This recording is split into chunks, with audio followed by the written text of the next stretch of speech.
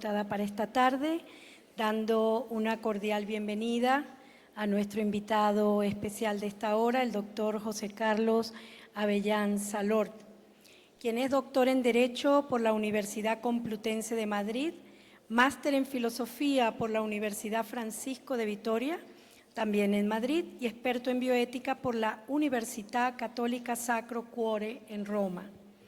Ha sido docente de Teoría del Derecho, Filosofía del Derecho y Bioética y director de diversos programas en la Universidad Francisco de Vitoria en España, 1997-2008.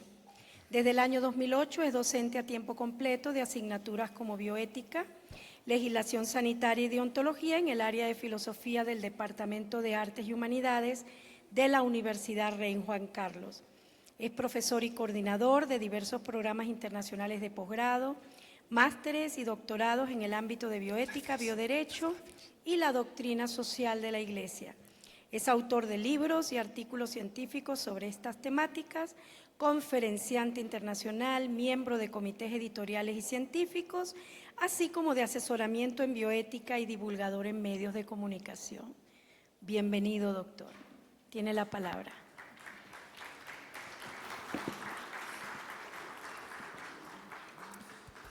Hola, ¿se escucha? Sí. Buenas tardes. Muchas gracias, lo primero, por la amable presentación.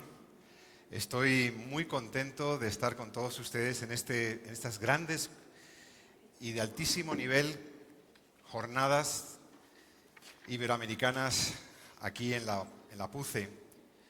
Quiero empezar, pues, lo primero, agradeciendo muy sinceramente a las personas que me han invitado a participar, las personas de la prorectora Luján González, que fue la primera que me contactó, y la prorectora Augusta Cueva, que tan amablemente me ha acogido en esta sede de Ibarra. A todos los profesores y autoridades académicas que tan amablemente pues, me han acompañado y me han recibido en esta sede, en esta casa de estudios maravillosa. Y también a los compañeros ponentes y grandes conferenciantes que nos han ilustrado estos días y que yo vengo aprendiendo muchísimo en estas horas de estos 2 días. Pero también les quiero agradecer a ustedes y también felicitarles, no solo porque están matriculados en una magnífica universidad y eso les garantiza una magnífica formación, a poco que ustedes pongan de su parte, claro, sino porque, oigan, están asistiendo con regularidad, con fidelidad a estas jornadas y eso significa que son ustedes profesionales, futuros profesionales de la salud, de la educación, seguramente también del derecho, que he conocido ya algunos en estos días previos, comprometidos con su formación integral. La bioética nos da esa visión humanista, esa visión integral, antropológica y ética que necesitamos para hacer un desempeño correcto, bueno, de nuestras actividades profesionales. Queremos hacer las cosas bien y queremos ser buenos profesionales y para eso necesitamos la ética. Cuando me invitaron a dar las ponencias dije, wow, me encanta el título que me han puesto, qué bueno es porque me permite hablar de muchas cosas, ¿no? Pero cuando te toca hablar el último, en lo que se refiere a ponencias, es un problema ser el último, porque es un gran honor. Ahora hay seminarios, pero como ponencia es la última, plenaria, y me encuentro con que muchos de mis compañeros profesores especialistas en bioética de altísimo nivel ya han tocado algunos de los puntos que yo había preparado. Pero yo les voy a intentar dar un enfoque complementario y reunirlo en torno a 3 conceptos. Fíjense, mi voluntad hoy es tocar solo 3 asuntos. Van a estar en juego 3 palabras, ¿vale? Y por eso distribuiré mi intervención en 3 momentos. En primer lugar, tengo intención de hablar sobre la vulnerabilidad. Me han pedido que hable sobre vulnerabilidad y neurotecnologías emergentes, tal, sí, pero la vulnerabilidad es la primera palabra que me proponían. En segundo lugar, me va a interesar, sin duda, el abordar un poquito el tema de la eugenesia. Para mí, el reto biojurídico más destacado es la neoeugenesia, la nueva eugenesia en estos tiempos, y que tiene muchas significaciones y tiene muchas manifestaciones relevantes para la bioética contemporánea. Y por último, haré un breve apunte, una acotación muy sencilla, porque ya ha habido especialistas en neuroética en esta sala hablando con mucha más autoridad y criterio de lo que lo pudiera hacer yo. Sobre neuroética yo simplemente haré una acotación sobre los llamados neuroderechos, ya que me pedirían también una aplicación a las neurotecnologías y su dimensión jurídica. Muy bien, pues vamos a ello. Todos nosotros ya sabemos cuándo nació la bioética, se ha hablado aquí, la ciencia bioética surge ahora hace 50 años, efectivamente, surge como disciplina, como espacio de debate, tras la toma de conciencia de los profundos desafíos que plantean las ciencias de la vida a las sociedades contemporáneas. Y ya sabemos cuál es su origen etimológico, lo hemos explicado aquí, se ha explicado, hemos visto alguna definición. Yo también hago crédito a mis buenos maestros, también soy discípulo de Gonzalo Miranda y de Ramón Lucas en mi formación bioética y antropológica. El buen filósofo Ramón Lucas tiene una bellísima definición, muy acertada definición de la bioética. La ciencia que estudia la conducta humana en el campo de la vida y la salud a la luz de los valores y principios morales racionales. Me gusta esa definición. En todo caso, esta definición que es un poquito más normativa también, ¿no? Sabemos que la bioética, para su desarrollo, ha ido incorporando, ha ido configurándose como una disciplina en la que se requiere la concurrencia de varios planos, ¿no? Al menos 4. El dato biomédico científicamente o biotecnológico científicamente comprobado, el análisis antropológico, como hemos venido haciendo también aquí, respecto de la dignidad, la identidad, la libertad y la salud humanas, la valoración ética, que orienta la promoción de los valores y la toma de las decisiones, y también, hay que decirlo, la adecuación legal de la protección de esos valores en el seno de la sociedad. Estos elementos, estos ingredientes del cóctel, ¿no?, del producto bioético, de la configuración de nuestros juicios, aportan un marco de referencia para analizar cómo la noción de vulnerabilidad y la eugenesia como pensamiento y planteamiento biojurídico y biopolítico se han trasladado incluso al bioderecho. Porque este pensamiento interdisciplinar que supone la bioética, que nos orienta a poner límites razonables y humanos a las aplicaciones biotecnológicas y a las prácticas médicas e investigativas, tiene luego una traslación, se traslada a las leyes. Y las leyes, las normativas, tienen importancia. De hecho, en mi modesta opinión, y lo decía anteayer en el seminario, el bioderecho, los juristas, nos hemos metido a veces como elefantes en cristalería, que se suele decir, o sea, con mucho peligro, con mucha torpeza, a incidir en las cuestiones bioéticas que muchas veces, antes de que la propia sociedad civil, los médicos, los investigadores, los expertos, hubieran hecho un verdadero diálogo, un buen análisis de la cuestión bioética, ha llegado el legislador y ha dicho, pues esto es así, pues aborto sí o aborto no, o en estas condiciones clonación sí, clonación no. Y la entrada de los juristas y del bioderecho ha sido no siempre muy, vamos a decirlo suavemente, muy perita o muy adecuada, ¿no? En la primera bioética, pues efectivamente había que hacer una bioética del mundo natural, la bioética potteriana, de la que aquí también se ha hablado, y después, en los últimos años, hemos ido más bien a una bioética más orientada a la actividad sanitaria, ¿no?, a la práctica sanitaria e investigativa, a la de los laboratorios y a la de las camas de hospital, y a las de los médicos, y a las de las consultas.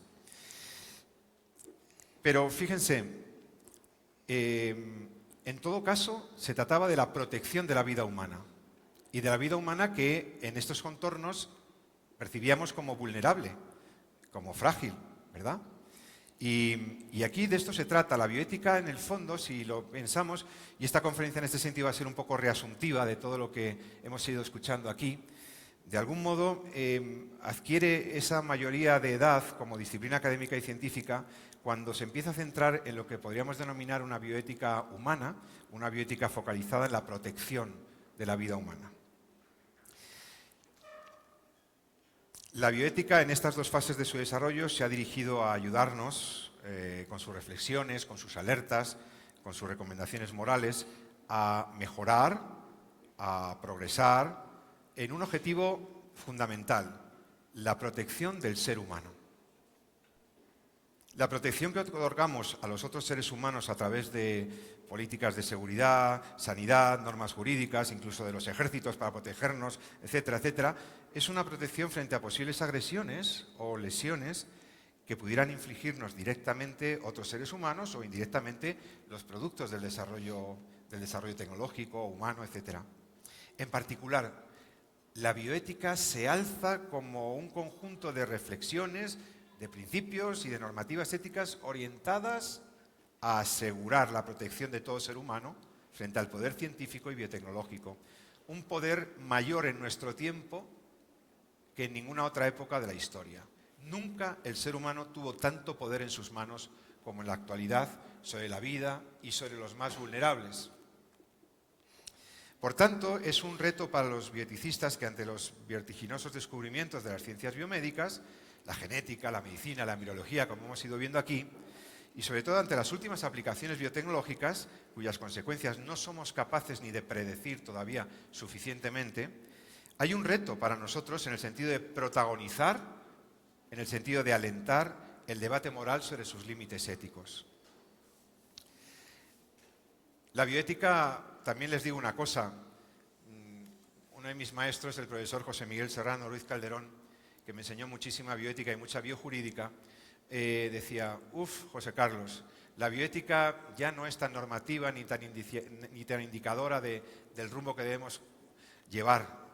Él empieza a hablar de la antibioética, en el sentido de que, hasta cierto punto, en los últimos años, el discurso de los expertos, incluso bioeticistas, el de los comités de expertos supranacionales, etcétera, el de los comités de ética, y el contenido incluso de los debates en la sede parlamentaria, las asambleas legislativas, en realidad, en buenas medidas, se ha reducido, y esto es lamentable, pero a una especie de coartada social, incluso legal, una pantalla, una patente de moralidad, para cosas que ya se estaban haciendo o se quería seguir haciendo, por intereses espurios, por intereses no siempre o casi nunca orientados al bien de la persona y al bien común. Demasiadas veces se hacía bioética como para decir, bueno, esto está bien, venga, dale, que ya hay un gran negocio ahí además detrás, ¿no? Por eso, junto a los retos prácticos inmediatos que tiene la bioética, evidentísimos, pues dar una opinión, una valoración bioética, asesorar para que médicos, investigadores, juristas, políticos puedan hacer bien su trabajo para el bien de las personas, junto a eso es muy necesario la fundamentación de la bioética. Y por eso entré enseguida en sintonía con estas jornadas que enfatizaron este aspecto, ¿no? Otro aspecto es el que plantea el terreno de lo axiológico, ¿no? En el ámbito de lo metabioético. Yo creo que es un desafío urgente la reflexión sobre los presupuestos, sobre las bases de estos posicionamientos, de estas valoraciones axiológicas, o sea, estas valoraciones morales, valorativas, que hacemos en la bioética. También se ha dicho aquí algo que yo tenía en mi ponencia más desarrollado, que es la idea de que hoy por hoy, en los artículos, en las cosas que salen en bioética, muchas veces lo que vemos es una discusión o, en el mejor de los casos, un diálogo entre posiciones de personas que representan principios de la bioética sancionados como canónicos, ¿verdad? Y ya se ha dicho aquí varias veces, por la fuerza de la cultura, sobre todo de origen anglosajón, para intentar llegar a soluciones bioéticas, lo que se nos decía el otro día muy acertadamente. Y ciertamente no necesariamente a decisiones justas o buenas, sino decisiones básicamente pactadas, acordadas, alcanzadas por consensos. Los debates siguen la única metodología hábil, la única que parece hábil para una sociedad posmoderna, relativista, que es el método deliberativo. Parece que es la única fórmula procedimental con la que podemos llegar a definir o a intentar alcanzar algo de bondad o de juicio crítico respecto de ciertas acciones. Por ejemplo, yo estoy en un comité de ética asistencial en la Comunidad de Madrid, en España, donde estoy como experto jurista externo, junto a compañeros del comité que son médicos, enfermería, personal incluso de la atención al paciente, etcétera. Y cada vez que se pide al CEAS, al Comité de Ética Asistencial, una opinión sobre un conflicto que hay o una consulta que hace un paciente o un jefe de servicio médico o lo que sea, demasiadas veces es porque hay algún conflicto o porque hay algún riesgo de responsabilidades para alguien. Y la verdad, en determinadas circunstancias uno se siente un poco frustrado porque ve que no se está buscando realmente ayudar, asesorar para el bien de la persona, de ese paciente o lo que sea, sino que se está intentando llegar a acuerdos que nos saquen del problema y que tengan las menores consecuencias jurídicas posibles. No buscamos el bien, buscamos la solución más correcta. La única decisión recomendable es la buena y, por tanto, la verdadera.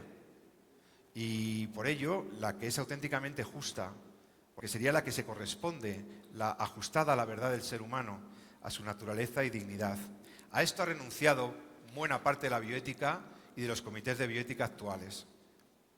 La bioética, lastrada filosóficamente desde su nacimiento incluso, por una mezcla de deontologismo y de utilitarismo procedimentalista, la bioética desde su más tierna infancia, y yo prácticamente la vi nacer, porque estaba estudiando Derecho cuando ya me insinuaron los temas de la bioética, ha renunciado a hablar de los fundamentos metafísicos de la decisión bioética. Esto se ha aparcado, no interesa. Además, no podemos llegar a muchos acuerdos en una sociedad con extraños morales, ¿no? Se acordaba de Engelhardt y de otros. No quiero oír ni hablar de la posibilidad de un bien, de algo bueno para la persona, algo que podamos proponerle al médico como solución justa. A esto se ha abdicado de esto. Y, por tanto, se abandona la idea de alcanzar una verdad y una belleza bioéticas que más bien se califican de discursos maximalistas, dogmáticos, intolerantes y, por lo tanto, inaceptables. Bueno, perdonen el excursus, pero es que así está la bioética, ¿no? Y luego está el bioderecho, que es la concreción jurídica formal y obligatoria de los criterios bioéticos, en el mejor de los casos, y luego está la biojurídica, palabra que acuñó mi maestra, mi otra maestra en la bioética, la profesora Vilacoro, la biojurídica. Esto lo he explicado en el seminario y el que quiera saber más, pues le emplazamos para después. Vamos entonces a lo que vamos. Primer tema de las 3 palabritas, os dije vulnerabilidad, eugenesia y neuroderechos. Vamos a ver si puedo decir al menos una cosita de cada uno de ellos y luego en el coloquio se amplía lo que necesitemos. Vamos a ver, concebidas nuestras sociedades actuales como sociedades del riesgo, hay algún autor, ¿verdad?, que así calificó, que hemos asumido pues como un verdadero deber, hoy por hoy, el de garantizar las mayores cotas de protección para todo ser humano. En una sociedad madura, organizada alrededor del telos final, de ese fin último, digamos, del bien común, la protección de los ciudadanos es concebida como una exigencia jurídica y una exigencia política. O sea, lo que pedimos es que podamos andar con seguridad, con ciertas garantías por la vida, se nos proteja, en particular en las situaciones en las que nos encontramos pues, más vulnerables, ¿no? Y desde el convencimiento estamos dispuestos a aplicar políticas, judicatura, policía, lo que haga falta, con el convencimiento de que debemos realmente protegernos, especialmente proteger a los más débiles, a los más necesitados o los vulnerables. Y este deber político, social y hasta jurídico, que va más allá de la protección de los míos, ¿no? Yo protejo a mi familia, yo protejo a los míos, los más cercanos, va más allá, ¿no? Tenemos un deber, en mi opinión, de ir más allá de la familia o los amigos, instalando esto como un deber de la comunidad respecto de cada uno de sus integrantes.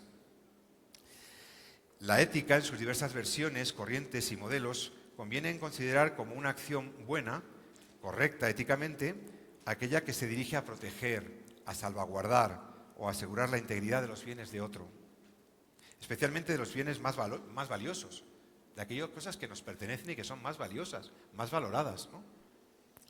Es aceptado como un mérito ético, por ejemplo, el curar a otro, el salvar la vida ajena o proteger de un riesgo a los más débiles, por ejemplo, a los menores, a los incapaces, a las personas enfermas, particularmente meritorios si son gente desconocida, ¿no?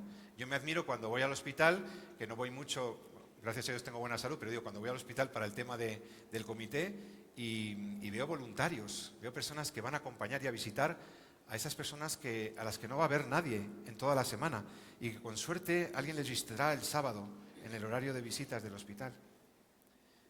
Y me parece muy bello esto porque estamos protegiendo, estamos acompañando, ¿verdad? Para toda persona la protección del ser humano es una obligación ética.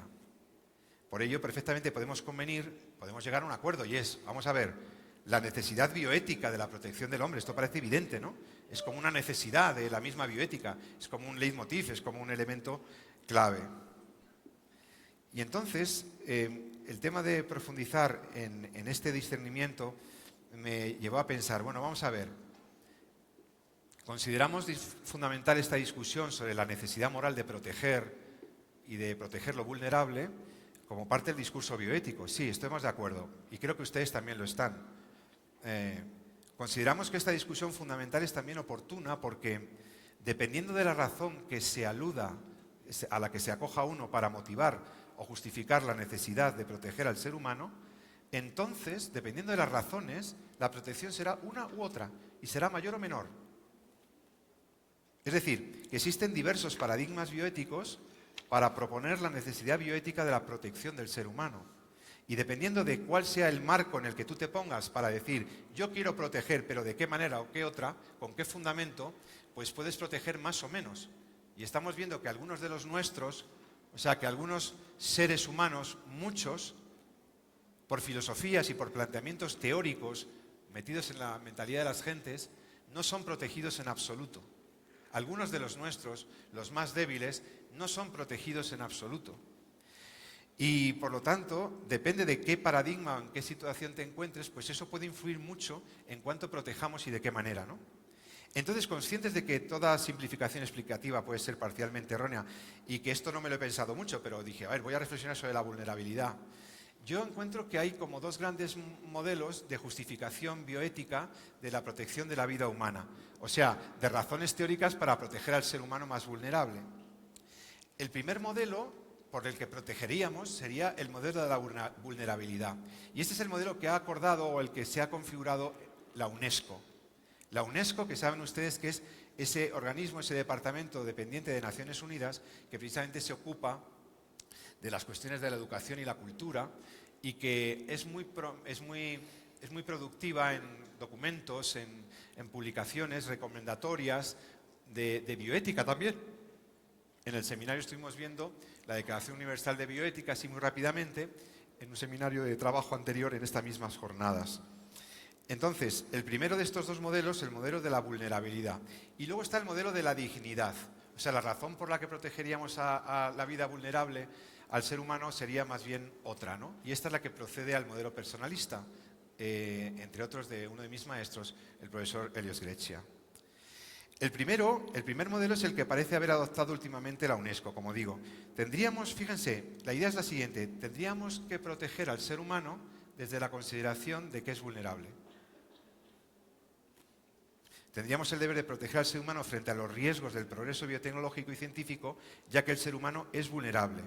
Por ello, la bioética y la normativa jurídica deberían prestar especial atención prioritaria, atención a la protección del ser humano en las situaciones de máxima vulnerabilidad, indigencia, enfermedad, grave dependencia, etc. Este es el primer modelo. Protejo al ser humano y utilizo argumentos bioéticos y biojurídicos porque el ser humano es vulnerable. La UNESCO, ¿vale? El segundo es el que viene defendiendo ya desde los años 80 del pasado siglo la corriente de estudiosos de la bioética conocida ya por todos ustedes como bioética personalista. Yo entiendo que los personalistas tienen un matiz a esto, hacen una pequeña variación a este modelo, porque ellos acogen en buena medida el fundamento explicitado para la protección de los derechos humanos en la tradición internacionalista que podríamos asociar precisamente a la declaración de la UNESCO, de la ONU, ¿no?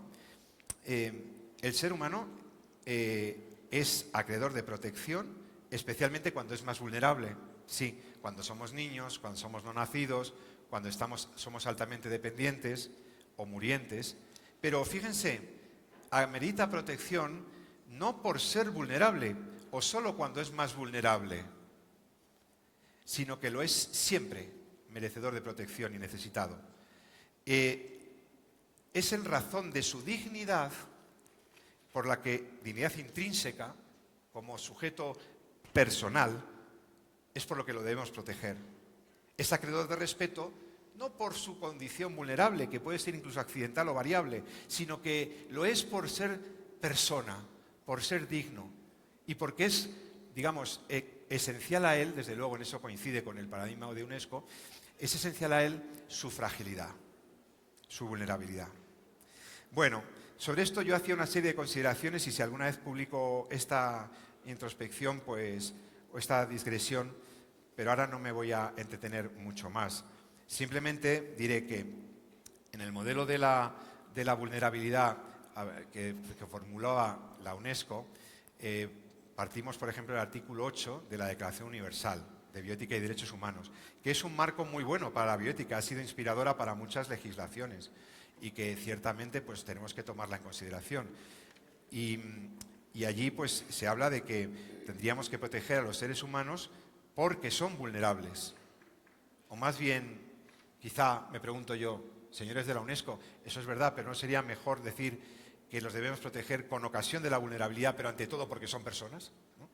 Este es un matiz, si quieren, metabioético, que luego he encontrado en otros documentos también este criterio de la vulnerabilidad. Los van a encontrar también esta idea subyacente. La vulnerabilidad es algo variable, relativo, mudable. Se puede ser más o menos vulnerable. Por ello, y bueno, incluso podría ser durante bastante tiempo prácticamente invulnerable, en cierta medida, desde cierto planteamiento. Por ello, en este paradigma o modelo bioético de la UNESCO es difícil fundamentar universalmente la bioética, estableciendo límites bioéticos en nuestras acciones que afectan a seres humanos. Aceptar la vulnerabilidad como aspecto característico de la esencia humana o, en principio, admitir la conveniencia moral de respetar los derechos de la integridad y la dignidad de todos los seres humanos, tomando especial consideración de las situaciones de especial vulnerabilidad, no implica que se sepa justificar por qué tenemos deberes de solidaridad, por ejemplo, de respeto a la autonomía o protección de las personas. A mí, sinceramente, me gusta más el otro modelo. Aunque yo estoy de acuerdo que se puede distinguir y decir, claro, los humanos somos esencialmente vulnerables y por eso esto es verdad, y también es verdad que hay ocasiones, hay momentos de la vida en los que eres todavía más vulnerable. Bueno, el modelo de la dignidad intrínseca del ser humano va más allá de lo que hemos visto, ¿no? La conclusión del modelo bioético que hemos comentado antes es que se debería dar protección a la integridad de las personas y que se deben proveer recursos, atenciones, etcétera, que garanticen los derechos derivados de la dignidad de los seres humanos, tomando en consideración que somos seres vulnerables por naturaleza y que podemos encontrar personas y grupos de ellas en posiciones de especial vulnerabilidad. Se podría inducir de aquella posición que debemos protección a las personas porque son vulnerables. Pero hemos llegado a concluir que tenemos la obligación, debemos esa atenta protección, no porque seamos vulnerables, más o menos vulnerables, sino con ocasión de o advertida nuestra vulnerabilidad. Bueno, para un personalista la esencial vulnerabilidad del ser humano sería consecuencia de su modo de ser, es decir, de su ontología. La vulnerabilidad es consecuencia de nuestra naturaleza, en sentido metafísico, en la que reconocemos nuestro modo de ser, finito, contingente, frágil y dependiente. Bueno, hemos puesto el foco entonces en elementos muy importantes. El modelo personalista está aquí ya resumido.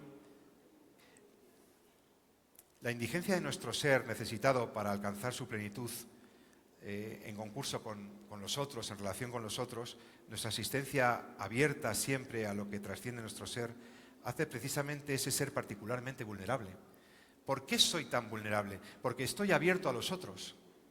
Porque os necesito, cada uno de nosotros necesitamos de los demás. Y en esa apertura al otro, en lo que es el desenvolvimiento propio del ser humano, que es esencialmente relacional, pues creo que es lo que nos hace más vulnerables, ¿no? Precisamente en esa apertura, ¿no? Y esta fragilidad que nos hace vulnerable no es para este modelo personalista la razón, el motivo del respeto que se debe al ser humano. La vulnerabilidad derivada de nuestra fragilidad es un aspecto, es solo un rasgo de nuestra condición personal. El fundamento de los derechos más importantes, más imponentes que tenemos es la consideración antropológica, a la que nos estamos refiriendo repetidas veces en estas jornadas. La vida humana, que es vida frágil, es la vida de la persona. Y la persona es ese viviente caracterizado por su dependencia, no solo por su racionalidad, es ese viviente que tiene esa esencial fragilidad, esa contingencia, ¿no? Los filósofos hablan de la contingencia frente a la absolutez, ¿no?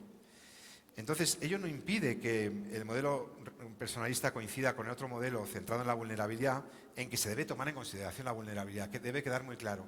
Pero, claro, también las situaciones o posiciones de especial vulnerabilidad, que suelen combinarse y darse con frecuencia al mismo tiempo. Existiría, pues, un deber moral, bioético reforzado en el caso de la consideración de las personas. Bien.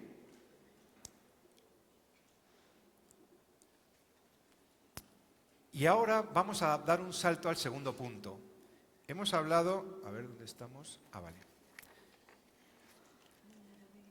Hemos hablado de la dignidad y se me quedan muchas ganas de haber hablado de los niveles de la dignidad.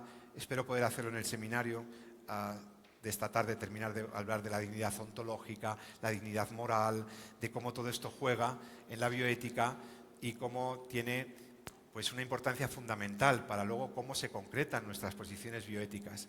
Pero en la literatura, en el literal, en la letra del título de la ponencia, me pedían que hablara sobre los retos biojurídicos relativos a la vida humana. Y yo aquí aprecio como un reto biojurídico primordial el riesgo eugenésico. Hablaré brevemente de la eugenesia. 7 minutos, ¿me avisa? 7. Gracias. Vamos a ver algunos retos biojurídicos relativos a la vida humana. Han salido aquí ya, en estas jornadas, algunos de estos hitos o riesgos eugenésicos.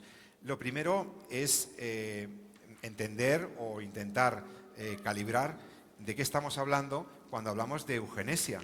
Porque desde tiempos muy remotos ha habido acciones humanas, colectivas, políticas, acciones científicas o decisiones sociales que tienen este sesgo, ¿no? Esto de la eugenesia. Buenos genes, buena prole, buena progenie, sociedad mejor para el futuro. Una idea, había una idea ahí, ¿no?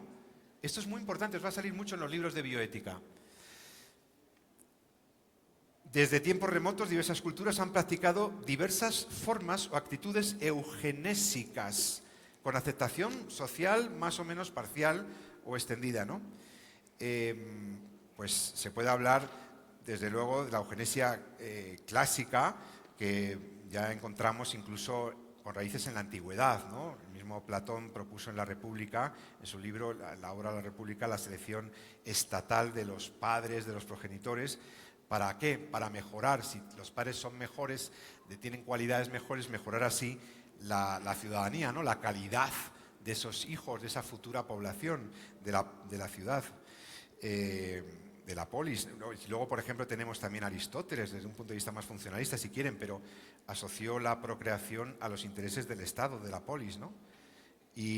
Pero fue más bien ya en tiempos más modernos, incluso muy recientes, cuando algunos autores muy inteligentes, a ver, atención, estamos hablando de gente que escribía libros, que era influyente, que eran los intelectuales de la época. Eran gente muy notable. Estamos hablando de personas de la importancia de Sir Francis Galton, que fue quien acuñó, que era el primo de Darwin, por cierto, y que acuñó el término. En pleno siglo XIX estaba impulsando Francis Galton esta palabra. ¿Y a qué lo vinculó Francis Galton? Claro, su primo había hecho lo de la selección natural, la evolución, ¿verdad? Y veíamos el evolucionismo y estaba de moda la consideración de la evolución de las especies y de cómo las especies iban mejorando en la adaptación, en la selección natural. Y entonces Galton se pregunta, bueno, si ya la naturaleza hace de algún modo esta evolución, ¿no?, de las especies hacia especies mejoradas, etcétera, ¿por qué no propiciar una evolución a mejor de las sociedades humanas? O sea, propiciar nosotros esa evolución, esa mejora, ¿no? Y entonces lo vinculó a ese perfeccionamiento, a esa posibilidad de perfeccionamiento humano heredado pues por la vía del control reproductivo normalmente, la selección de los más aptos, el aislamiento de las personas que tienen algún defecto o un rasgo biológico, intelectivo, cognitivo indeseable, ¿no? En el siglo XX la eugenesia se institucionalizó, se extendió como una moda. Vamos a ver, las sociedades de gente muy interesante se agrupaban en torno al Eugenics Movement. Era como ser top intelectual, participar del movimiento eugenesista. era progre, ¿no? Era interesante socialmente. Y ahí se adhirieron juristas, filósofos, politólogos, responsables de políticos, etc. Entonces, claro, la eugenesia suponía, efectivamente, optar por fórmulas o prácticas médicas, sociales, etcétera, que permitieran que los hijos, que los futuros humanos de esa población tuvieran características mejores, más deseables. Y hay prácticas que llevan siglos haciéndose en esta idea eugenesista. El certificado médico prenupcial, por ejemplo, asegurarme que con quien me voy a casar me va a poner buenos genes, ¿no? Acuerdos previos, ¿no? La anticoncepción, evitando, por ejemplo, que progresen tribus o colectivos cuyos genes no son tan interesantes y propiciar la anticoncepción, la esterilización de grupos, razas o personas con determinados hándicaps o problemas, o el aborto eugenésico que ha salido aquí repetidas veces. Solo nacen los mejor dotados, solo nacen los que no portan ninguna malformación congénita. Esto es eugenesia. Esa es eugenesia que llamamos negativa, ¿no? Por evitación de rasgos indeseables. Cuando yo actúo científicamente... ¿10? Vale. Y entonces evito ciertos rasgos que considero indeseables para la prole, para los hijos, ¿no? O incluso en la eutanasia. Hemos visto rasgos eugenésicos en la eutanasia. Las personas ya que están caducas, muy dependientes, que ya no son productivas, que no nos interesan, pues les aplicamos la eutanasia. Fue muy famoso el caso de Carrie Buck, aquella chica en Estados Unidos que, bueno, es un caso palmario, incluso sancionado por el eminentísimo juez Oliver Wendell Holmes, cuando en los Estados Unidos de América, me parece que fue en el estado de Nueva Jersey, a Carrie Buck, que tenía una pequeña discapacidad mental, se le esterilizaba forzosamente porque no querían en el estado que nacieran niños con discapacidad. La eugenesia más dura fue la practicada sobre mujeres, etcétera, a las que se forzó a la esterilización, y con el visto bueno de gente tan importante como el juez Holmes, cuyos libros hemos leído los que nos dedicamos a la filosofía del derecho. Luego estuvieron los nazis haciendo sus cositas eugenésicas, pero hasta hoy que llegamos a la neoeugenesia, técnicas, tecnologías, biotecnologías que nos permiten precisamente seleccionar, y no ya solo para evitar enfermedades genéticas, para evitar eugenésicamente que se traslade al futuro rasgos indeseables, sino que, ¿por qué no? Como decía Galton, si ahora tenemos posibilidad de hacer mejoramiento humano, tenemos el enhancement, tenemos posibilidades biotecnológicas, ¿por qué no aplicar esta tecnología para que los hijos del futuro sean niños y niñas muy poderosos física, intelectualmente, etcétera?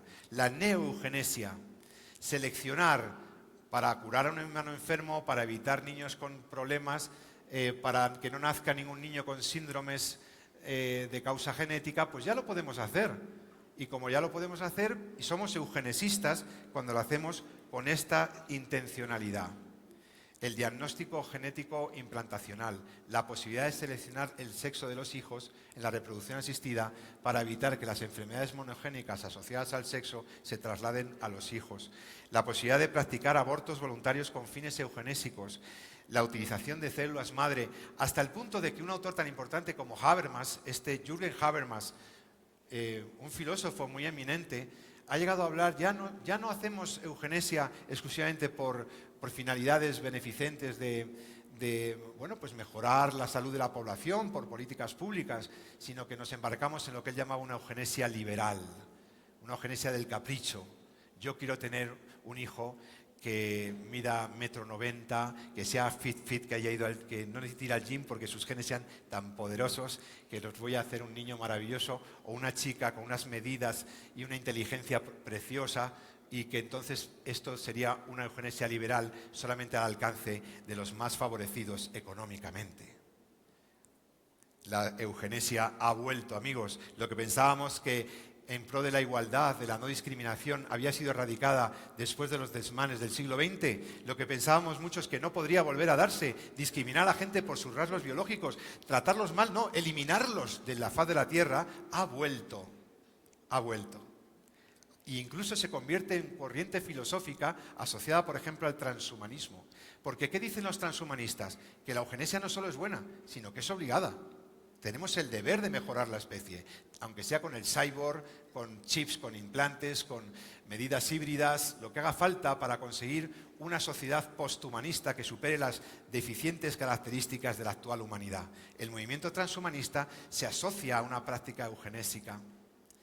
Entonces, termino el segundo punto diciendo que la eugenesia es una corriente filosófica y política demasiado aceptada en nuestra época. Mucha gente la practica sin saberlo y otros lo hacen con intereses verdaderamente criticables. La neoeugenesia es una orientación de la moderna biotecnología que implica formas de discriminación entre humanos. Y en el bioderecho comparado, en el bioderecho de las naciones, podemos ver numerosos ejemplos de cómo las leyes autorizan prácticas eugenésicas, las hacen legales. Y conscientes del riesgo eugenésico, la bioética personalista propone criterios éticos a las prácticas clínicas, a las prácticas investigativas, de modo que se respete la igual dignidad de toda persona en tanto que tal, en tanto que persona. Bueno, la alternativa personalista pues es esta, una idea de dignidad asociada a la vulnerabilidad y una idea de que no podemos discriminar a los seres humanos. Y termino. ¿Me dan 5 minutos más? En 5 minutos voy a hacer un repaso brevísimo de una cosa que me dejó la pelota botando, ¿no? Me presentó el escenario el profesor Alberto Carrara ayer, maravillosamente, cuando hablaba de la neuroética. ¿Se acuerdan? Y entonces nosotros vamos a hablar solamente de los neuroderechos brevísimamente, porque de la neuroética y de sus vertientes ya las explicó Alberto Carrara, yo no voy a explicarlo, como para los que no estuvieron en su ponencia, sí les digo estas ideas básicas, ¿no?, sobre la neuroética nos pone ante la necesidad de revisar qué pasa con nuestro cerebro y cómo las biotecnologías nuevas y la inteligencia artificial podrían ser extremadamente riesgosas para bienes, para valores muy importantes del ser humano, su privacidad, su integridad física, etc. Y entonces hay preguntas que la neuroética nos ha hecho plantearnos, ¿no? ¿Quién soy yo? ¿Quién toma las decisiones? ¿Las toma mi cerebro? ¿Las tomo yo? Porque yo soy mi cuerpo y por lo tanto mi cerebro va conmigo, pero parece que mi cerebro toma decisiones antes de que yo sea consciente de ella. Entonces no soy tan libre porque yo no tomo mis decisiones, las toma el cerebro, y si las toma el cerebro entonces no soy responsable. ¿Y entonces qué dicen los juristas? ¿Cómo? ¿No hay libertad? ¿Es un cerebro el que decide? Entonces, ¿qué pasa con los jueces, con la actividad de los jueces? Si los jueces lo que tienen que averiguar es si somos responsables o no. Si no hay libertad, no hay responsabilidad. Si actúa el cerebro, no hay crimen. Si actúa el cerebro, no hay responsabilidad social ni jurídica. Esto pone nerviosos a mucha gente. Cutting the grass under your feet. Te está bailando el terreno por debajo de los pies, porque para muchos la libertad es la clave. ¿Y si es mi cerebro el que toma decisiones? ¿Si no soy yo? Y es posible reducir cosas como el bien, la creatividad, la belleza, a simples fenómenos neuronales. Alberto Carrara ya estuvo hablando de los usos y aplicaciones comprometidas con la neuroética, usos clínicos y no clínicos de las prácticas neurológicas que tienen una dimensión ética, en neuroética. Por lo tanto, yo esto me lo salto. Aquí están las aplicaciones que yo encontré también más importantes en las interfaz cerebro-mente, las aplicaciones diarias que usamos con nuestros dispositivos, los estimuladores cerebrales, etc. Y aquí normalmente se suele distinguir entre los dispositivos más invasivos, los menos invasivos, para también calibrar los problemas éticos que plantea. Esto fue lo que el profesor explicó maravillosamente sobre la neuroética, y entonces yo voy aquí con 2 amigos míos, sobre todo uno de ellos, Roberto Andorno, profesor de la Universidad de Zúrich, gran humanista, gran filósofo y jurista, que con su compañero Marcello Yenca publicaron un artículo sobre los derechos que podríamos estar teniendo en riesgo, bienes jurídicos que están amenazados por las nuevas neurotecnologías. Claro, el cerebro ahora es más accesible. Ahora la parte más íntima de nuestro ser y el centro rector neural de todas nuestras acciones y el órgano más importante es objeto de técnicas muy invasivas y es objeto de actuaciones técnicas que pueden condicionar nuestros comportamientos. Y eso nos hace pensar que hay derechos humanos derechos de cada uno de ustedes y míos, que están en juego y pueden estar amenazados por las neurotecnologías. ¿Y cuáles son esos derechos? Pues los han llamado neuroderechos. Y aquí hay una primera discusión, que yo además se lo he dicho a Roberto, a mi amigo, que me lo encontré en Roma el año pasado, y le dije, oye, tu artículo es maravilloso. Y luego el que ha publicado Rafael Juste también sobre los neuroderechos. Está muy bien, pero yo como jurista creo que algunos de vuestros neuroderechos ya estaban de algún modo protegidos como derechos tradicionales. Los que hemos estudiado derecho civil, derecho político o incluso derecho sanitario, ya veíamos la privacidad, la confidencialidad, la integridad moral y física, están protegidos ya por las leyes. No, pero entonces llegó el gobierno de Chile. Chile, nuestros vecinos, nuestros hermanos hispanos chiles, llegaron y hicieron en la Constitución, introducen la cuestión de los neuroderechos. ¡Wow! Se lo han tomado en serio. Y entonces ya nos hace replantearnos, pues a lo mejor es que Roberto Adorno y Marcello Jenca tenían razón. Y hay que pensar en que hay nuevos neuroderechos, derechos subjetivos que estarían, digamos, amenazados por lo que es los avances técnicos. Son 4. El primero es la libertad cognitiva.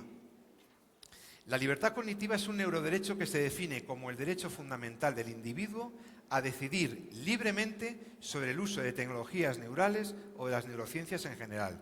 Es decir, es el derecho que nos protege de un uso coercitivo y no consentido de las tecnologías neurológicas o neurotecnologías. La libertad cognitiva abarca la capacidad de las personas para tomar decisiones autónomas sobre su propia esfera mental, que no entren en mi mente, que no entren en mi cerebro sin que yo lo consienta. Primer punto. El derecho a elegir, por ejemplo, si has accedido y con neuroimagen o con registro de mis resortes mentales y cerebrales, si has accedido a eso y lo tienes, hombre, si se divulga o no esa información, porque esa información es mía. Oye, si es verdad que ahora van a poder descargar nuestros sueños y nuestras imágenes oníricas en un superordenador que registre eso, si lo vamos a poder depositar, si eso es verdad, que ya parece que no es tanta ciencia ficción, yo quiero saber dónde va a estar. Yo quiero autorizar que mis imágenes oníricas, o sea, de mis sueños, van a estar seguras y que solo las voy a ver yo y quien yo quiera, ¿no? ¿Qué es eso de que puedes entrar en mis sueños, descargártelos? Bueno, en todo caso, los neurodatos al menos sí. Mis datos, a lo mejor no son imágenes, no están como eso, pero los datos de mis resonancias y de mis cosas, quiero que sean privados. Quiero tener un control sobre eso. El derecho a la libertad cognitiva es el derecho también a rehusar el uso de las tecnologías de mejora cognitiva o mental, lo del neuroenhancement. Cuando me propongan, oye, déjate de fentanilos y de cosas, ¿sabes qué? Vamos a hacer una estimulación intracraneal que va a potenciar rangos tuyos y capacidades cognitivas. No, vas a ser un crack, coeficiente tal. Y entonces, si esto es así, me van a mejorar cognitivamente, que yo pueda controlar eso, que yo pueda decir sí o no, ¿no? El derecho, por ejemplo, a mantener la integridad de tus propios procesos cognitivos y mentales sin interferencia externa. En esencia, la libertad cognitiva es muy buena, es muy importante porque garantiza que la toma de decisiones sobre el propio cerebro y sobre la propia conciencia permanezca en el ámbito de tu control. El segundo derecho de los neuroderechos, los otros 3 los pongo aquí más rápidos, así los tenemos, que ya voy terminando. Hemos dicho libertad, la libertad cognitiva. El segundo, según Adorno y sus amigos, es el derecho a la intimidad mental. El derecho a la intimidad mental busca proteger el neurodato o la información cerebral, los neurodatos, de la recopilación, almacenamiento, uso o divulgación no autorizadas. ¿Vale? Los avances que tenemos ahora en las interfaces que nos describía el otro día el profesor Carrara, cerebro-ordenador, permiten la decodificación de la actividad cerebral, revelando información extremadamente sensible sobre tus pensamientos, sobre las emociones, los sesgos, incluso las intenciones de un individuo. Y este nivel de acceso a la esfera mental interna convierte a los neurodatos en la última frontera de la privacidad. Hay que protegerla. Y entonces nos dicen, hay un segundo derecho que es la privacy, pero mental. El tercero es el derecho a la integridad mental. Se parece al segundo, pero es ligeramente distinto, ¿no? Este derecho surge como una extensión del famoso derecho a la integridad física, ¿no? Se define como la protección contra la alteración o modificación no deseada, no consentida o perjudicial de la actividad neuronal de un individuo mediante el uso de neurotecnologías. Tecnologías como la estimulación cerebral profunda o las interfaces cerebrales invasivas, aunque ofrecen beneficios terapéuticos y son promesa de curación o de paliativo de enfermedades gravísimas, neurodegenerativas, etc., podrían tener un riesgo muy grande.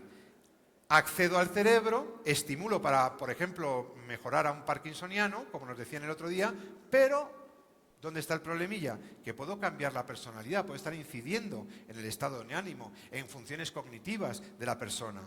El derecho, por tanto, a la integridad mental busca asegurar que cualquier intervención en el cerebro sea, primero, voluntaria y, segundo, que se realice dentro de un marco que priorice la salud y el bienestar, protegiendo al individuo de daños que pudieran comprometer su funcionamiento neuronal.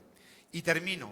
El cuarto neuroderecho, que es muy interesante también, el derecho a la continuidad psicológica. El derecho a la continuidad psicológica se erige como un protector crucial de la identidad personal y del sentido del yo, de ese individuo. Las neurotecnologías, particularmente las tecnologías de manipulación de la memoria, imagínate, has tenido un trauma terrorífico, sufres estrés por trastorno mental postraumático y estás sufriendo por algo que no has podido gestionar bien y estás en atención psicológica o psiquiátrica, pero no puedes superar esa herida que te ha dejado una situación, un hecho, un daño, una violencia, y vives con eso y estás desarrollando tu vida con ese dolor mal manejado o imposible de manejar por el psiquiatra, y entonces te dicen los neuro, te dicen, no hombre, vamos a ver, aquí hay una posibilidad. Vamos a trabajar desde neurotecnologías suprimiendo ese trocito de tu memoria. Vamos a intentar borrar recuerdos. Vamos a borrar los recuerdos que te han hecho daño.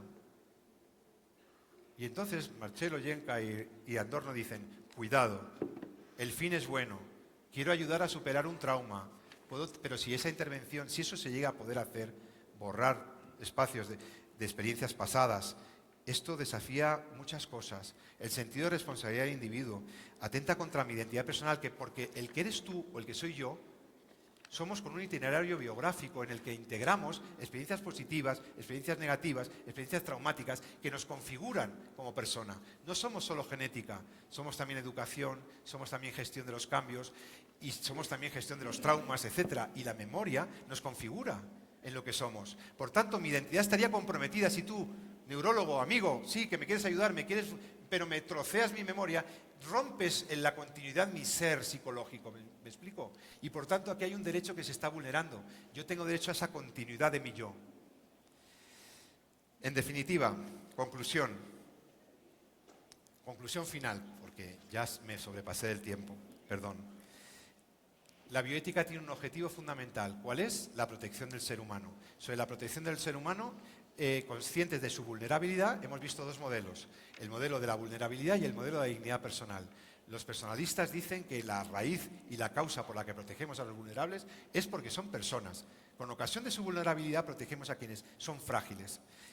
La bioética asume retos biojurídicos muy graves. Para mí el más grave, el riesgo eugenésico. Hemos visto que la eugenesia ha vuelto. Una cosa que pensábamos que era del pasado, del 19, del 20, está en el siglo XXI, la neoeugenesia. Está en juego la integridad de las personas, está en juego la moral de la humanidad.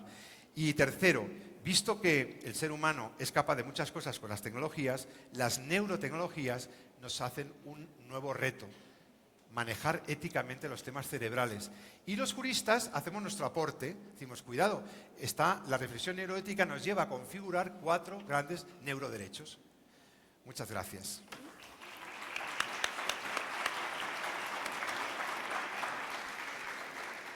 Bueno, damos las gracias al doctor José Carlos Avellán Salor por su brillante disertación. Realmente el tiempo se hace corto para lo interesante de los tópicos tratados por el doctor, pero hay una agenda que cumplir.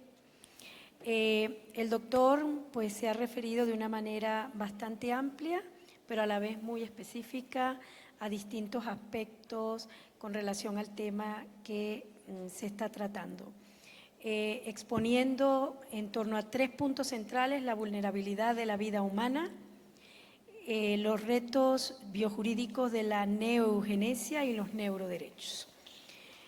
Como punto central de todo está la necesidad de proteger la vida humana con énfasis o enfoque en la vulnerabilidad y en la situación de indefensión en la que se encuentran los más vulnerables ante el inusitado poder biocientífico y biotecnológico de los actuales momentos, y nos quedamos con eso.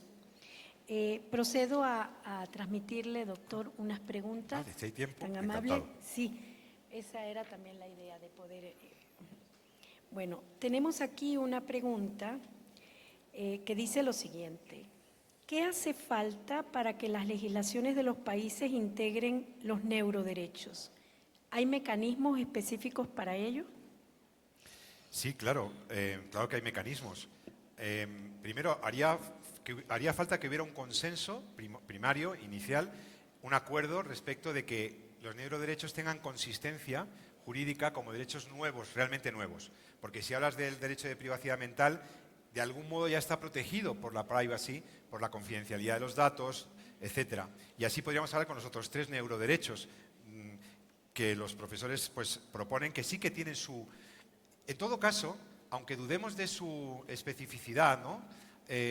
A mí me vale, y yo se lo decía a Roberto, le dije en Roma, te agradezco que hayáis sacado los neuroderechos, ¿sabes por qué? Porque gracias a vuestros neuroderechos hay cosas nuevas, situaciones nuevas tecnológicas que vamos a poder proteger mejor al ser humano. Yo creo que sí que pueden ser útiles. Ahora, ¿cómo se pueden incorporar? Con voluntad política, eso es como todo. Mira los chilenos, que lo han puesto en máximo rango. Si los chilenos lo han hecho, ¿por qué no lo vamos a hacer los ecuatorianos o los españoles, ¿no? Si creemos en eso, si creemos que los neuroderechos tienen esa consistencia como para entrar en el ordenamiento jurídico, quizá no en el constitucional, quizá no haga falta que entre en la Constitución, pero sí generar una normativa legal que fuera eficiente para proteger esos bienes, la integridad de mi pensamiento, la seguridad de mis datos neuronales, la continuidad de mis sueños, de mis experiencias, en mi yo. Creo que eso es muy importante, es muy sutil, pero creo que es muy humano y que lo protegeríamos mejor. Sí, gracias. Bueno, con eso ya respondió otra pregunta que eran qué implicaciones tendría esa protección jurídica si se hace así como en Chile, en España y Ecuador. Pero hay otra pregunta. Para defender la vida desde el derecho, ¿el bioderecho no tendría que defender la personería jurídica del embrión? Claro, claro. O sea, es que además se ha dicho también en otras ponencias. Todo lo que hablemos en bioética está condicionado, está absolutamente o muy determinado, desde luego, por nuestra visión antropológica, por nuestra visión del ser humano. Esto es lo más importante que se ha repetido para mi gusto en este seminario, en estas jornadas hasta ahora. Hemos incidido muchas veces en que dime cómo ves al ser humano, yo le digo a mis estudiantes, dime cómo ves al ser humano y te diré qué bioética y qué ética vas a hacer. Dime qué piensas del ser humano, si es persona, si es simplemente un grupo de células, si es un organismo vivo, si es simplemente un animal un poquito más listo que los demás. Dime qué piensas del ser humano y te diré cómo lo vas a proteger.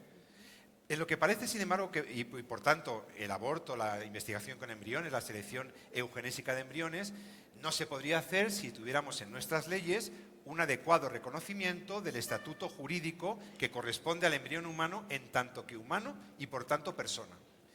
Pero aunque nunca llegáramos a un acuerdo en un país sobre si es persona o no, que es lo más lógico, si se puede argumentar perfectamente, al menos protejámosle como humanos, igual que nosotros.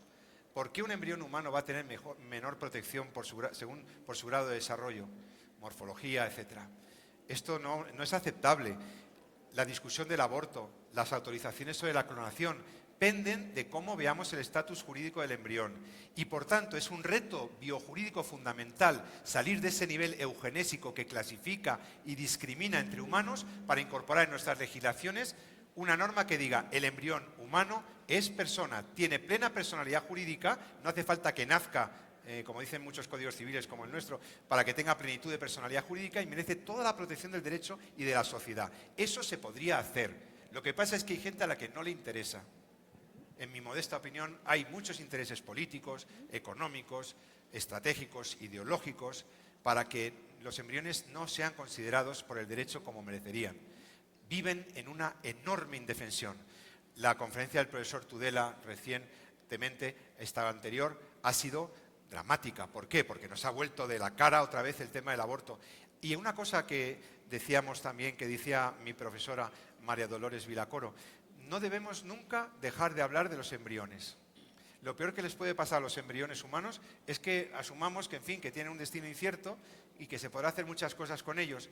Es muy bueno que sigamos hablando de ellos, que volvamos a hablar del aborto aunque es desagradable, que ayudemos a las madres, que hagamos políticas a favor de la maternidad, que intentemos que la gente valore la maternidad como un bien, no solo de la madre o de la familia en concreto, sino de la sociedad. Que cuando vemos una mamá por la calle, una señora embarazada, le demos la enhorabuena con una sonrisa y le agradezcamos que haya contribuido al bien común, no solo a su felicidad como madre y como familia, y que intentemos tener una visión positiva de la vida humana, para así realmente amar la vida de verdad, amarla en su condición, en su estatus real, en la realidad de las cosas, basemos ese amor a la vida y así la podamos defender mejor, que es lo que yo creo. Muchas gracias, doctor. Verá, estamos dentro del tiempo y creo que con respuestas ¿Más concretas, breves? dos preguntitas Venga. más para aprovechar su presencia. Una, ¿cuáles son los principales retos biojurídicos que surgen en la protección de la vida vulnerable frente al uso de neurotecnologías emergentes, especialmente en relación con la autonomía, la privacidad neuronal y el consentimiento informado? Bueno, pues ya más o menos en la última parte de la ponencia he intentado evidenciar cuáles son los bienes. Nosotros en derecho no hablamos de valores morales, sino de bienes jurídicos, cosas que tenemos, ¿no?, que son nuestras. La vida, la libertad, son bienes, ¿no? Son bienes primero morales, por supuesto, pero luego tienen una trascendencia jurídica, porque el derecho los protege. Dice, la vida es de las personas, por tanto hay que protegerlas, la libertad también. Entonces, claro, el gran desafío ante las nuevas neurotecnologías es que son amenazas no solo a la autonomía y a la libertad de las personas, es que son amenazas a nuestro ser. Es que entran a incidir en la continuidad de nuestro ser, entran a incidir en nuestras capacidades más importantes. ¿Quién no diría que la libertad es fundamental? Es fundamental, es un bien fundamental. Las neurotecnologías pueden condicionar nuestra libertad en pos de un fin bueno, ¿no?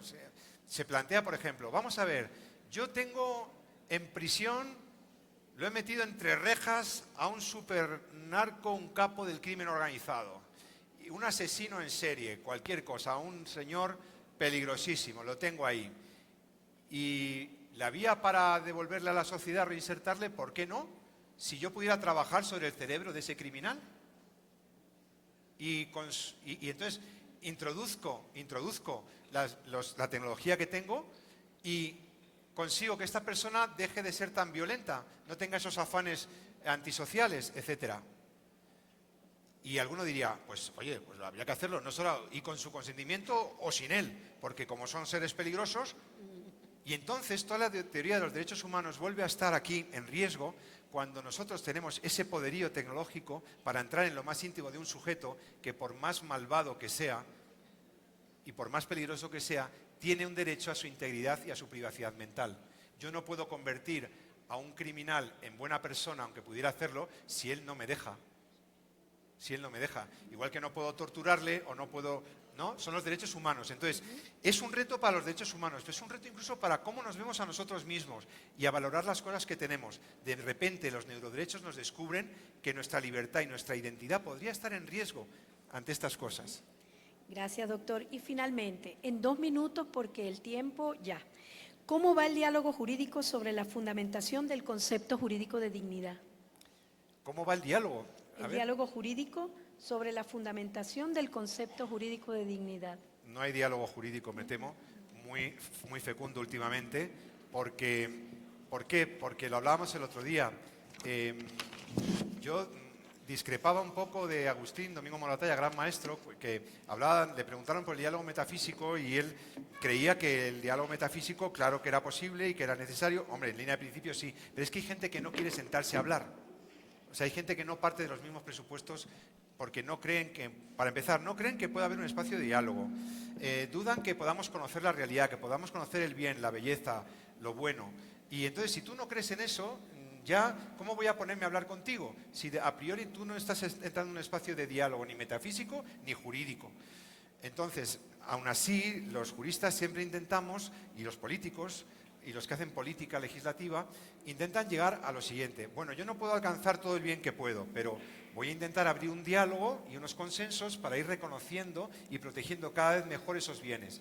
Es mejor una ley que restrinja un poco el aborto, aunque no sea una ley perfecta, que una ley que mantenerla, que siguiera la misma ley. Es mejor hablar con los médicos y potenciar los cuidados paliativos para que la sociedad se dé cuenta de que la eutanasia no es una salida, que es antijurídica, e intentar así entrar primero un diálogo social que después se traslade a los legisladores. El problema es cuando, y ya termino, esta es una llamada de atención muy clara. Sí. Termino con un último mensaje, el último, se lo prometo. El problema no es tanto el diálogo, el problema es aceptar que la realidad de las cosas tiene algo que decirme y que la realidad de la persona humana es imperativa para mí. Ahí puede haber un espacio de diálogo. Si yo admito que las cosas me dicen por lo que son, cómo debo comportarme, y que no me comporto igual respecto de esas bellas flores que respecto de una piedra, que respecto de una persona, y que la realidad es imperativo para mí éticamente, y que yo cuando tengo una persona delante, para mí genera deberes éticos, porque es digna, siempre, y por lo tanto, reconocer la realidad y legislar y actuar conforme a eso nos puede llevar a mejores leyes y a una sociedad más justa y donde la gente pueda ser más feliz en medio de la vulnerabilidad y de las ideologías que hay ahora, ¿no? Bueno, muchísimas gracias, doctor Avellán Salor, por su interesante disertación. Para nosotros un gusto haberlo tenido aquí, un lujo haberlo escuchado. Muchísimas gracias. Gracias. Muchísimas gracias al ponente y a la moderadora de esta mesa. Rápidamente les voy a pedir un favor. Necesito que todos los que están de este lado se pasen a este lado. Vamos a hacer rápidamente una fotografía. Invito por favor a los ponentes que se ubiquen en estas dos primeras. Me dijeron que estuviste en estas dos indispuesta. primeras